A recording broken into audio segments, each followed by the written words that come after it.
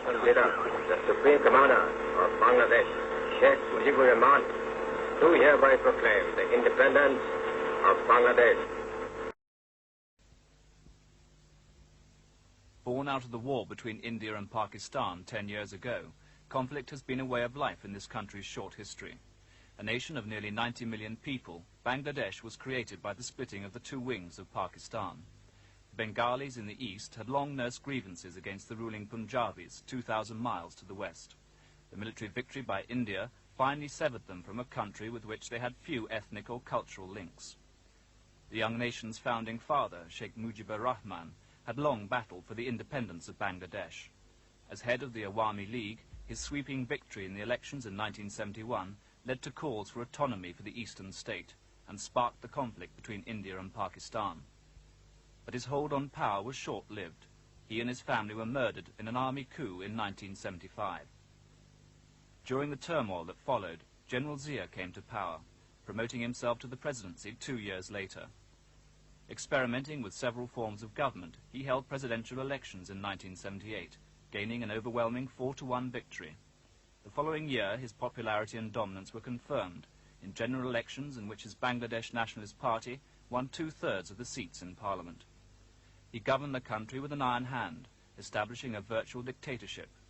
But he made several attempts at genuine economic developments in what is possibly the most impoverished country in the world.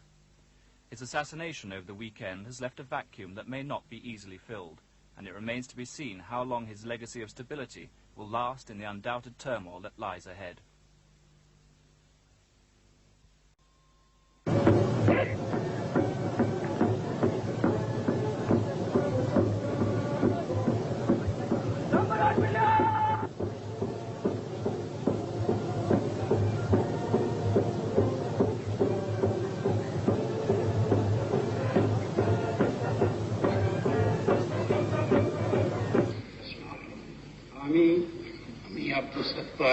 সশ্রদ্ধ চিত্তে শপথ করিতেছি যে আমি আইন অনুযায়ী বাংলাদেশের রাষ্ট্রপতি পদের পালন করিব অনুযায়ী আইন অনুযায়ী।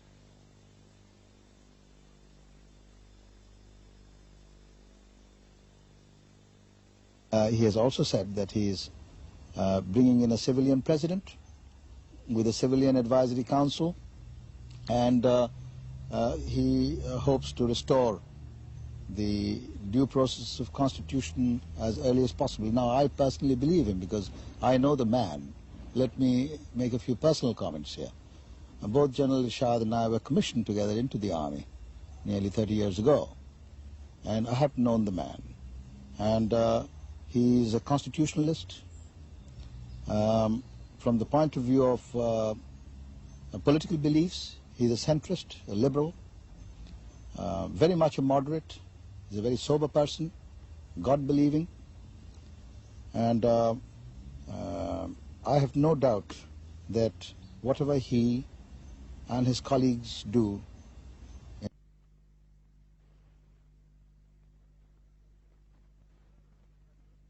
the murder of the president and the seizing of the radio station were isolated acts by a relatively small group of disgruntled officers. Circuit House, where the assassination occurred, draws the mildly curious. President Zia Rahman was asleep upstairs when 2 jeeps burst into the grounds. The damage testifies to a short battle with the attackers using rockets and automatic weapons.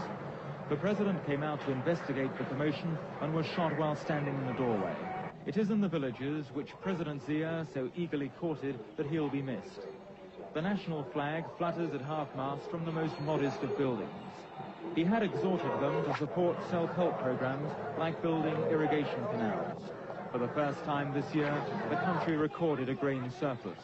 But Bangladesh is still a country in intensive care. Its undernourished people are some of the poorest. Its population growth is out of control. Throughout the morning, what seemed like a never-ending line of mourners paid their respects at the coffin of Zia Rahman, Bangladesh's first popularly elected president. There was heavy military security. As noon approached, the coffin was taken through the streets for burial. All offices were shut, and it seemed as though the entire population of the Dhaka area had come to pray and give tribute. En route, there was a pause for a Muslim ceremony. Then the procession made its way towards the grave site, hastily prepared near the new unfinished Parliament building which President Ziaur Rahman had hoped to inaugurate. And as Bangladesh gathered to bury its president, there was official confirmation that the man responsible for his death, Major General Manzoor, who led the brief Chittagong attempt at the coup d'etat, was also dead. The government television station said he had been captured last night at a village, but was killed by angry troops while being taken to Chittagong.